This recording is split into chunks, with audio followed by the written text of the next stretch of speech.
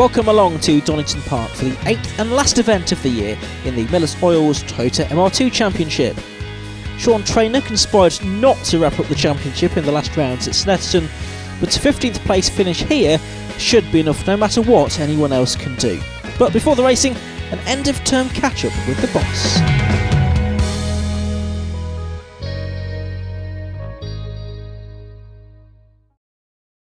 Time to catch up with Patrick Mortel, who is the Championship Coordinator for the Miller's Oils Toyota MR2 Championship. Patrick, what another great season it's been. It's been absolutely fantastic. I mean, we've had full grids at just about every meeting. Every meeting's been well subscribed, even though we've tried new circuits like Croft, which are quite a trek for some people. As you said, very big grids this year, which is always nice. It gives us a great championship to look forward to, which has been fantastic this year. Yeah, we've seen some Mark 1s out as well, and a definite increase in Mark 3s, but the Mark 2s remain the mainstay at the moment. Hoping maybe we'll get some more Mark 1s next year. I know there's quite a few of them out there, and the Mark 3s seem to be ever more popular. There's a lot of people building them. And Miller's Oils has been another great supporter of the championship this year. Yeah, Miller's Oil is absolutely fantastic. They support us both in terms of producing great quality oils and specific racing oils for the cars as well as coming along and presenting trophies and generally supporting the championship. And it's going to be unbelievable to say this, but of course the off-season is now near enough upon us. Looking forward to next year. What's the plan for this championship? More of the same, to be honest. We're in a very fortunate position that we are growing steadily. There's still plenty more cars out there for people to make. It's a good, cheap, fun car, and it's a proper sports car as well. It's mid-engine, it's rear-wheel drive, and it appeals to a great cross-section of people. And we understand as well there's a few new things on the horizon. Yeah, we've always got an eye on the future, and it's not that we don't think the MR2 is going to last forever. There are plenty of cars out there. We're going to do lots with the MR2s for many, many years to come. But Toyota obviously have a new sports car now. It's the GT86. That's front engine and rear wheel drive, but it uses a 2-litre boxer engine, and is very well known for being extremely well set up, a good low centre of gravity, very exciting sports car to drive. A little bit more power than the MR2 at 200 horsepower, and so we're putting some of those together. We'll race them in select races this year and next year, with a view to building the numbers up and maybe putting a grid together of those for 2017. And that could be a great stepping stone from the likes of the MR2 up into the GT86. Yeah, definitely. I mean, what we find with the MR2 Championship is that the guys will do it for 4 or 5 years or so, and eventually look for a new challenge, but still want to stay within the same community. We've got a great bunch of drivers here, great teams. Everybody gets on really well. It's a really fun paddock atmosphere. So it will give people a chance to move on and try something at least different, if nothing else, but to still stay within the great Toyota community we've got here. And hopefully today here at Donington Park, 2 more great races to look forward to. Yep, I believe it's right down to the wire. Sean Traynor is obviously the clear favourite. He's going to have a very, very bad day for anybody to catch him. But I think there's everything to play for in the other podium positions in all of the classes. Patrick, another great job you've done this year. Good luck for next season. Thank you very much. Down here with Chris Thomas from the Miller's Oils MR2 Championship. Chris, before we start on this weekend, first back to Snetterton, which wasn't that good for you, was it? Hitting the pit wall. Yeah, wasn't the best start to my racing career, but it can only get better, can't it? So onwards and upwards.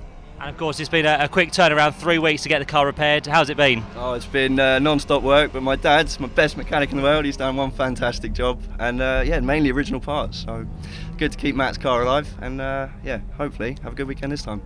And as you said, it is an ex-championship car, of course. Matt Palmer used to race it last year. Apart from that, has it been going okay? Yeah, apart from that, it's perfect. I mean, Snetterton, I was getting some good lap times in, felt really comfortable with the car. Obviously just that incident kind of set me back a bit, but hopefully back today, bouncing good, and should be perfect. So yeah. And of course here at Donington Park on the Grand Prix circuit, one you've raced before? Unfortunately not, no. There's a qualifying session now, is my first time out on track, but I've watched a lot of videos, watched a load of videos, so hopefully I know the track off by heart in memory. It's just whether what it comes down to in practice. Well, Chris, hope all goes well and good luck for the races. Brilliant, thank you very much. It's Christian White and William Gallagher on the front row, David Asprey and Wayne Lewis on row 2 of a bit of a mixed up looking grid here. The lights go out, away we go, and it's a good start from pole position by the number 4 car of Christian White, who's won twice at the last 2 meetings. And William Gallagher there in his Roadster getting away quite nicely. Looks like he's going to slot into second place. But yeah, there's some drivers that have qualified a little bit further up in the order than we usually see them, and some equally that have qualified a bit further back down the order. Tim Heron is one of those, starting only 16th, despite the fact that he comes into this weekend running 4th in the championship, having had 4 podium finishes during the course of the year. The 40 car is alongside him. That is Lewis Ward. He started on row 9 of the grid as the leaders going through the old hairpin. Some dust being kicked up by one of them there. Was that one of the Roadsters? Not quite sure, but it is Christian White still that leads the race then in this Hennessy Motorsport prepared car. Through McLean's, then up towards Coppice they go. There's Heron, number 8. Behind him is number 10, Martin Farrelly, and then 89 is Mick Nichols, so that must be Stuart Nichols that's ahead of us then in the number 88 car. Stuart starts on row 6. Now he's the man that was second in the championship this weekend and was the only driver who could mathematically stop Sean Traynor from wrapping up the championship. Traynor started 5th, by the way, needing just that 15th place finish. Stuart Nichols needed to win both races with fastest lap. Well, if he does that from here, a good result, won't it? Shane Mansbridge, number 34, is being attacked now by number 8 Tim Heron as well, as they head down towards the Melbourne hairpin for the first time in this race. 30 minutes plus 1 lap is the distance. And someone very late on the brakes there. That might have been Mick Nichols, I think. And Tim Heron tangling with Simon Wallace as well. Lewis Ward, number 40, having to take avoiding action, but I think the Nichols father and son duo conspired to collide there.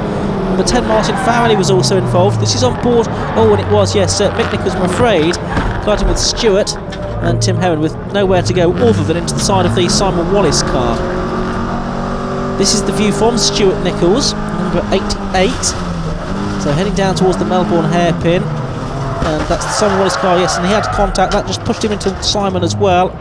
And Martin Farrelly was the third car of the little Rogue Motorsport trio there that all got caught up together. So that's a pretty disappointing set of circumstances for the Nichols family, and that's why, because Mick just on the brakes there, hitting the side of Stuart's car. A bit of a wave of apology from father to son. And that was Chris Thomas as well. You could just see all over the curb on the inside, trying to capitalise on that and go through. Chris, by the way, started 25th on the grid for his second ever car race. Big grid we've got as well here. 37 cars it was that took part in qualifying. We have lost some of those though, because the 89 car is into the pit lane, which is Mick Nichols, I'm afraid to say. I think Simon Wallace has been ruled out too, and it wouldn't surprise me as well if Stuart Nichols didn't get much further either in this race. So what of the leads? Then I think it is Christian White that has come through in the lead, but we are watching the scrap a little bit further back down the order. This is for 8th and 9th. The 44 car is that of Wayne Lewis. The 22 car is that of Mark Barber, who's running in 7th place in the championship coming into this weekend. He has had 4 third place finishes during the course of this season. That is the number 26 car of Paul Cook, the 46-year-old director from Oxford. 15 years of racing in Rotax 177 karting. On board now with 21, Phil Hutchins, who started on row 5 of the grid. At the moment he is running in 7th place as they're heading now down towards the old hairpin. A bit of a gap to the car in front of him, which I think is Sean Traynor in actual fact. Yes, it is. There's Sean. You can see the white car with the blue stripes on it. Now Sean is the man that has won 8 times out of 14 races, but he had an eminently forgettable meeting at Snetterton. His regular car broke down in testing. He had to go into a spare, and he had various incidents along the way. So not the weekend that Sean Traynor would have liked, but back here at Donington Park nevertheless to try and wrap up the championship. And with Stuart Nichols out of the race, I think we can fairly safely say now that Sean Traynor, barring some kind of bizarre incident, is going to be the champion this year. Stu Nichols though with some heavy damage to the front of his car. There's the impact on the side where his dad Mick hit Stuart, and Stuart of course hit Simon Wallace as well. Well, that's a bit close, isn't it? And that is Mark Barber trying to go through on the inside of Phil Hutchins. Sean Traynor also getting caught up with that as well. So he's been unceremoniously elbowed back, I think, down to 7th place now as they come up towards the Goddard hairpin. This is for the completion of lap 3 of the race. Hutchins having a bit of a moment there as well. That allowing one of the white cars back through, and it is that of Traynor, I think, but he's got Barber attacking him as well down the inside. Traynor on the outside, the right hand side of the picture then, but Barber it is that I think is going to make up the place. Is he? No, it's going to be Sean Traynor, the man who is leading this championship, that's going to sweep around the outside. I think Stuart Nichols has finally realised that the time has come to get out of the car. And I think we're going to have a word of apology with him. So down towards the old hairpin for those that survive. So we did lose Simon Wallace, we did lose 2 of 3 Nichols in this race. Maxine is still out there though, and she is going pretty well in class. She started 22nd on the grid and has managed to pick her way through some of those incidents. She's running in 15th place at the moment. So here's Mark Barber, number 22. He's ahead now of Traynor. Phil Hutchins has lost another position to Wayne Lewis. Then you've got Alex Knight, and then you've got Darren Aldworth, number 43. He is in 11th place at the moment. So you've got 5 or 6 cars battling together here, headed by Barber at the moment. Oh, and that's Shane Mansbridge off through the. No, he's gone through the gravel trap there, which makes me think that it's a mechanical retirement rather than an incident that he's having. And it looks as if he's going to go out of the race. Great shame for him. But for everyone else, the race continues. Number 19, Paul Hudson, there is alongside the recovering Martin Farrelly. Now Farrelly, well, he was someone else who was further down the grid than he would have expected to have been in 18th position. But he would normally be expecting to be a bit further up than that. He's come close to winning a race this season as Martin, but has not actually done so. He's had 2 second place finishes during the course of this year so far. So it's Lewis, Hutchins, Knight and Aldworth in that particular group of cars coming over the line to complete another lap. It's still Christian White leading, by the way, from the 83 car of William Gallagher. Now that is the 19 car of Paul Hudson, who was just doing battle with Martin Farrelly on the inset there. He is out of the race. But yeah, still William Gallagher in 2nd place, and in 3rd place is the 80 car of David Asbury. For how much longer though? Because it's Jim Davis that goes through the Craner curves. Brave place to go past there, but Jim Davis has done it. It was a great qualifying performance for David to put himself up into contention here for a podium position, but the number 80 car for the man from Romford, well, that's now dropped back down to 4th position, and Paul Cook is the next driver that is going to try and make his move, I think, as we now go on to this 5th lap, or we're halfway around this 5th lap of the race. Here comes Farrelly, and he is attacking now the number 95 car, 95 being Tom Mailings, and he started the race in 24th position and is currently running in 19th. He's lost that place now, I think, to Martin Farrelly, though, dropping back down to P20. So it's Gallagher there in 2nd, Davis now 3rd, and look, Paul Cook has got ahead of David Asbury now for 4th place. Asbury goes down to 5th, and it's then Mark Barber in 6th position at the moment in car number 22, coming through towards the end now of the 5th lap of this race. 1 or 2 cars we have, though, littering the circuits, I'm afraid, with cars off up at McLean's. We've got cars off on the exit of the Fogarty S's as well, so that's something that the officials will be keeping an eye to, I'm sure.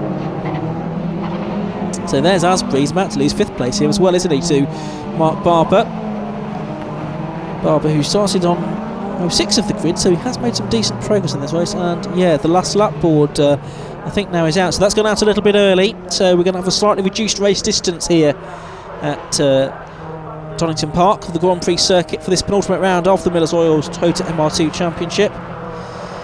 There is Barber still trying to find his way past the number 80 car of Asbury. Traynor still there in 7th, so he has done enough to wrap up the championship. Wayne Lewis there in 8th spot. So 5th and 6th is still the major battle, I think, to be decided in this race. Barber from Northampton, 31 years of age, a development engineer, his 3rd year of racing in the championship now for both Mark and the car that he's at the wheel of. and he sweeps ahead. So Mark Barber does now go up into 5th position, ahead of David Asbury and Sean Traynor. It is, and off goes Alex Knight. Alex, who last time out at Snetterton had his 2nd win of the season. Donington Park proving not to be such a happy hunting ground for him, so that's thrown away any chances he had of a top 10 position. So there is our 2nd place man then, William Gallagher, then Jim Davis and then Paul Cook. Barber now 5th, Asbury 6th, Trader 7th, Lewis 8th. It's mainly the Mark II still that dominate this MR2 Championship, as Patrick Mortel was saying before racing began today, but we do still have the quick Mark IIIs out there, and William Gallagher the best of those this weekend, and Asbury's going to lose another place. Well, he has lost another place, and Traynor is going to go through to complete the top 6. Can Asbury hold on to 7th even from Wayne Lewis, because Lewis has got his nose in front now as the checkered flag goes out to Christian White to win for the 3rd time this season in the Millers Oils Tota MR2 Championship. It's 2nd place to Gallagher and 3rd to Davis. That's the best finish we've seen for Gallagher, his first podium of the season certainly. And off right at the end of the race has gone number 42, Andrew Franklin as well. He has gone off into the gravel trap as well, not too far away from Paul Hudson's car, which pulled off a few laps ago. But Christian White it is that takes his 3rd win of the season. Here is the confirmation of that. The gap was just under 4 seconds. Back to William Gallagher, Jim Davis towards the end of the race getting into the podium positions. Paul Cook, Mark Barber and Sean Traynor round out the top 6. White also got the fastest lap, that gives him pole position for race 2. Further back, Wayne Lewis did get ahead of David Asbury. Phil Hutchins beat Darren Aldworth to the final place inside the top 10. Christian White, winner there of the Millers Oils Tota MR2 Championship race, 1st of the day, 3rd of the season I think now for you on the top step, and that was very cool, calm and collected I think. Yeah, trying to keep it all really tidy, car's performing really well, so over the moon with it, over the moon. And of course it'd be a nice end to the season if you can make it a double. We'll have a go. I'm even more pleased my wingman there got 2nd as well, so I'm really happy. And of course the season overall, you're happy with how that's gone as well? Yes. I mean the car's been coming really good at the end. Shame it wasn't a bit early on in the season and could have made a bit more of an impression, but no, can't say any more. I'm really pleased. Well, great job so far today. Thanks very much. William Gallagher coming home in 2nd place. That was a great race and a nice little fight you had there. Oh yeah, it was absolutely brilliant. I feel like there's a real weight lift off my shoulders. It's about time, qualified well in a few races before, but never really pulled it off in a race. But the first part of the race was pretty tense. Me and Christian have a lot of respect for each other, so like to keep it clean. But yeah, once the race got settled down, it was just don't look behind and keep going forward. Jim Davis coming home in 3rd place here in the MR2 race. How was it for you? Good fun. It's always a nice feeling when you've made up some places. I thought it might have been possible to catch Bill, but I think the race ended a bit too early for me. I wanted to carry on. But yeah, I'm quite proud of the position, and we've done quite well.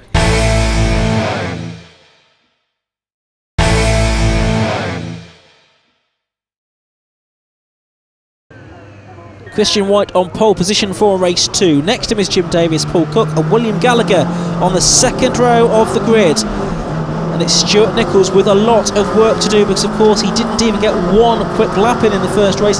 He starts on row 18 of the grid.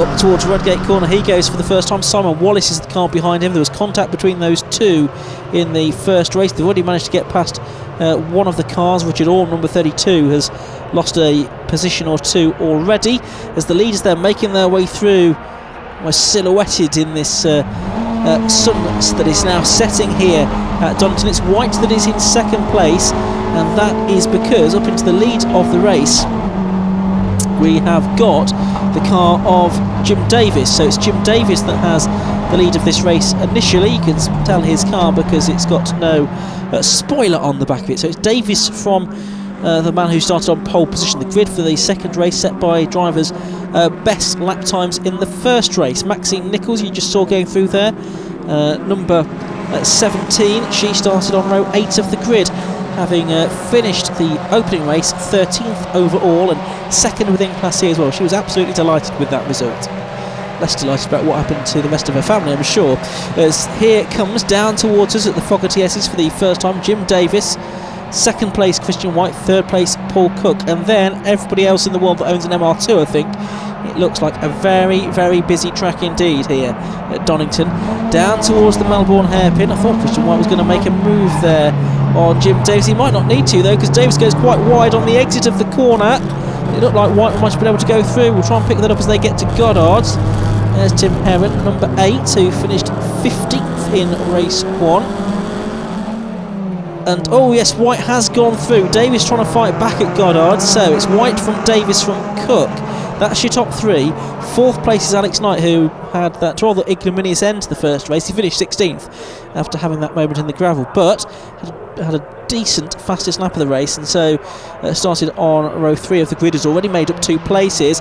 Jim Davis there under pressure from the slightly scrappy looking car, it must be said, on the sides at least, of Paul Cook. He's had 1 or 2 brushes during the course of the last couple of meetings, certainly at Snetterton, and he was involved in the road sports race here yesterday as well. So it is White that leads from Davis and Cook, and Knight in 4th place as they make their way through the old hairpin. We'll see what Stuart Nichols can do, of course, from towards the back of the grid. He's got a lot of cars in front of him, a lot of positions still to make up. There you can see Maxine Nichols going through, just about to lose a place, I think, to Shane Mansbridge, and that will be for, I think, 16th position, that particular battle that's going on.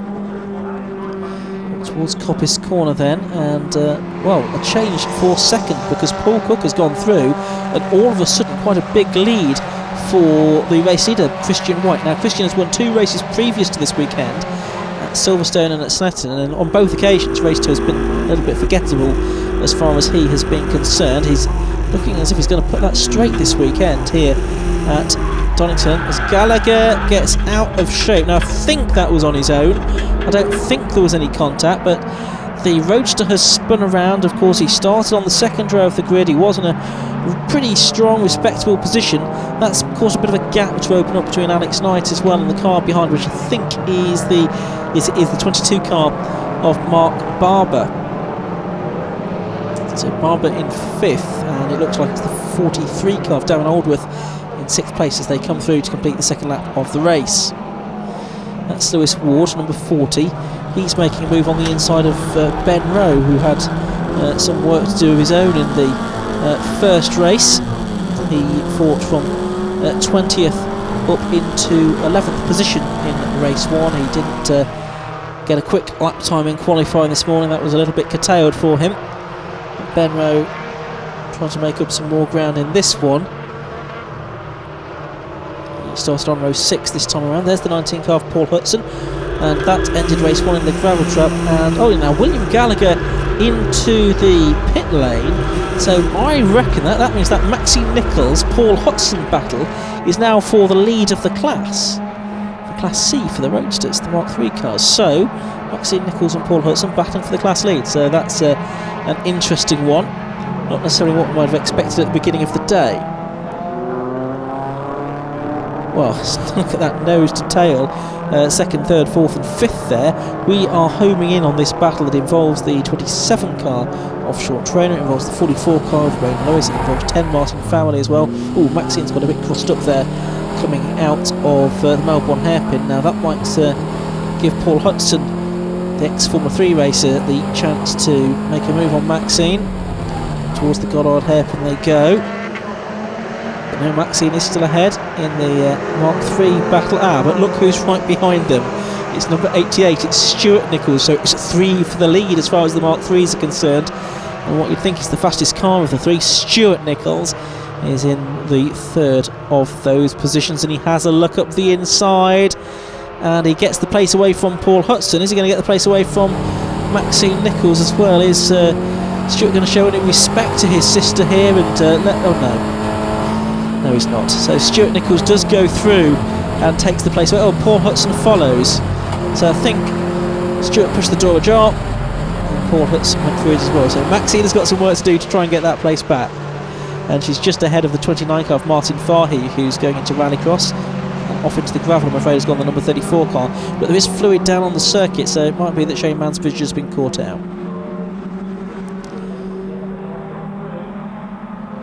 Well, there is Paul Hudson, there is Maxine Nichols, and these two continuing to battle over 16th and 17th positions then, albeit now with Stuart Nichols ahead of them, Martin Fahey just behind in the 29 car. Then I think the next car through is 65, which is Alan Cooper, the Yorkshireman. Next through, they're going to this yellow flag zone at the Fox Yeses with that car off into the gravel trap. The leaders though already at the Melbourne Hairpin, so Christian White leading, Paul Cook second, Jim Davis in third place, the man from Stratford upon Avon, Mark Barber in fourth in the 22 car, and fifth is the 33 car, which is Alex Knight. So Barber now ahead of Knight. That's been a change on this lap. The two Rogue Motorsport cars together there. Down Aldworth it is in P6 as well. So on to the Whitcroft Straight they come. Christian White with his clear advantage then over the rest of the field. Martin Farrelly there in the background rejoins the circuit, but he's been off cutting the grass as well. That's another track limits indiscretion. We've seen a few drivers warned for track limits during the course of the day here at Donington Park in other championships, not just the MR2s. There is Ben Rowe, number 31. He has won a spin for number 81. That's the only Mark 1 car this weekend. Merrill Reddit it is in number 81. Merrill, who finished 29th in race 1, but the only car in that class. Tim Herron, we go on board with him. Car number 8. Started on row 9 of the grid, but is making progress here. He's heading in the right general direction. Up through Schwanz-Curve he now goes towards the right-hander at McLean's, and Tim Herron is inside the top 10 now as, that's Martin Fahey that's gone well off the circuit there in number 29, and now a little spin on the grass as well as he tries to get things back in order.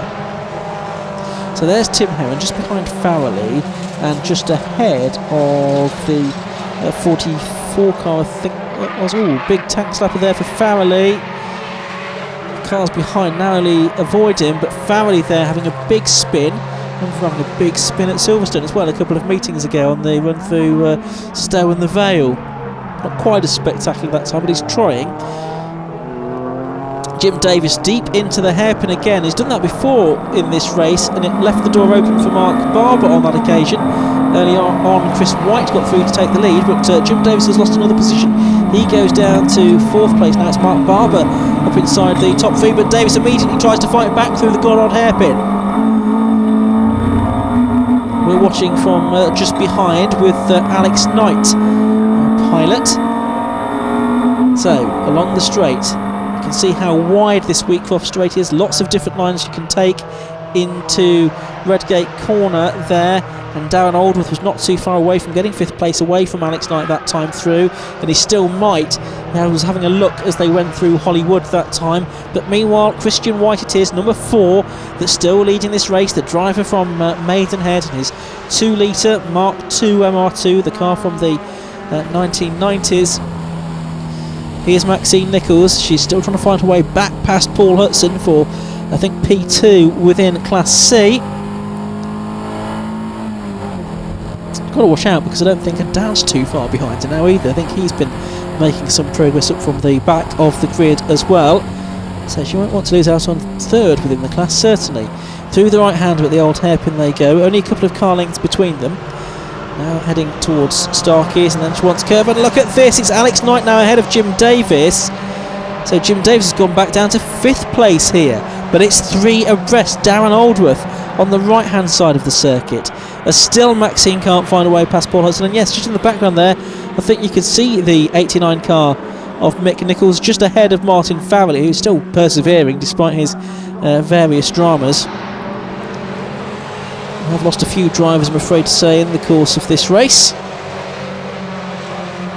But still, at the moment at least, in excess of 30 cars still circulating. Hopefully we'll get the full race distance this time. It should be 8 laps if we do. Now heading back up towards us at the Goddard hairpin. It's very tight indeed. This is for 4th, 5th and 6th, and it's Aldworth trying to squeeze through on the inside there of Alex Knight, and he's got his nose in front as they go over the line now. So I think as they cross the timing beam that time, it was the 43 car ahead of the 33 car.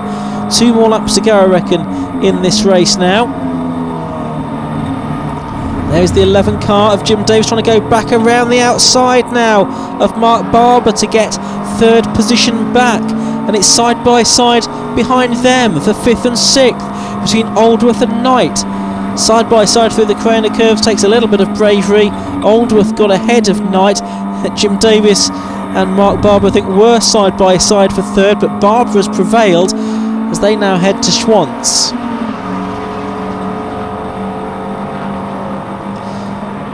Knight now is going to get past him. He's going to be on the outside line for the right-hander at McLean's, but I think he's done it by the time he gets there, so Knight does go 5th. Knight twice a winner during the course of this season. 6th in the championship coming into this weekend, although he did miss the Anglesey rounds of the championship back in July. So that's a pretty strong showing from Alex Knight. 4 podiums so far this season.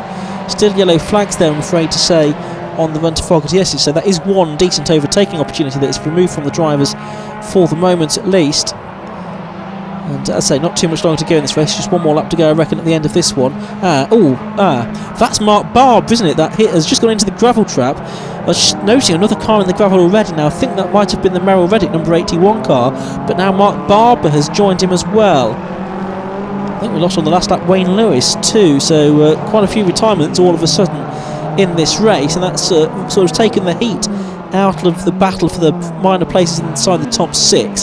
So this now is 4th and 5th, Knight versus Aldworth, and there's a gap back to the new 6th place man, which will be Ben Rowe actually, as the last lap board goes out. So 2.5 miles of racing left to go in the MR2 championship season, and there is Paul Cook in 2nd place. Well, he's heading for his best result yet. He finished 4th in race 1. He's going to improve on that now. 4th and 5th, I think this is going to run all the way to the flag, isn't it, between Alex Knight and between the car of Darren Aldworth, number 43. But Christian White, what a day he has had. He won race 1 by 3.69 seconds, and his lead now is similar to that in race 2 as well. And he's managed to string 2 very good results by the looks of it together here for the first time in the MR2 Championship. Now, by my reckoning, with Stuart Nichols having had a bit of an off-song weekend, and he's not going to make it into the top 10 in this race, this will be enough for a change in 2nd in the championship and for Christian White to secure P2 in the championship. Well, it's been a very strong last 3 meetings for Christian, with 4 wins, it looks like 4 wins out of the last 6 for Christian White. Who knows, if he'd found this kind of pace at the beginning of the season, Short Trainer might have had a lot more hard work in going for the championship this year. It's not been the kind of dominant season that we've seen in the last 2 years, where Matt Palmer has wrapped up the championship very convincingly with virtually all of the wins. Have been spread around a little bit more this year. 6 different winners and about a dozen different people on the podium as well, so a very competitive proposition these days, the MR2 Championship. Through the final few corners they go then. 3rd is Davis, 4th is Knight, 5th is Aldworth. Is that going to change between now and the flag? Aldworth will have a go. I suspect Knight will cling on though. Knight has progressed well during the course of the 2 races today, despite his disappointing finish to the opening race. But the checker flag has gone out to Christian White, 2nd place has gone to Paul Cook, and 3rd to Jim Davis. Meanwhile, in the background there, Sean Trainer, I think, coming through, just about going to take 7th place from Paul Heron, but that was all rather fraught in the final couple of laps. But it was 6th place to Ben Rowe, well done to him. And for the Mark III battle, it is going to be 2nd place to Paul Hudson. Maxine Nichols, yes, unable to do anything about Paul, but she takes 3rd place here, and 15th overall to add her 13th in race number 1. Here are the results then. The overall win going to Christian White by 4.24 seconds. Paul Cook was 2nd from Jim Davis. Alex Knight and Darren Aldworth had a big scrap for 4th. Aldworth got the fastest lap as consolation for losing out on P4. Ben Rowe, good drive from him to complete the top 6. Sean Trainer wrapped up the championship with 7th, and further back Stuart Nichols to get up to 12th to win the Roadster division.